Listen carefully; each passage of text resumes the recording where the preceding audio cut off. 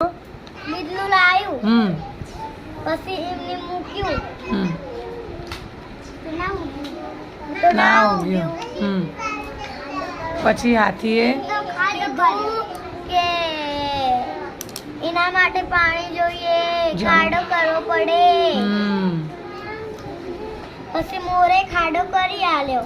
પછી પેલું એના અંદર બીજલું મૂક્યું. પછી પાણી નાખ્યું હાથીએ. પછી પોપડો ફૂટી. પછી બકરી આઈને ખાઈ ગઈ.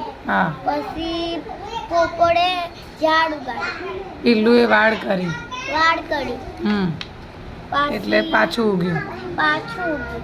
અને પછી વર્ષો પછી મોટું થયું, ઝાડ બની ગયું. ઝાડ બની ગયું, રોજ માવજત કરી એટલે મોટું થઈ ગયું.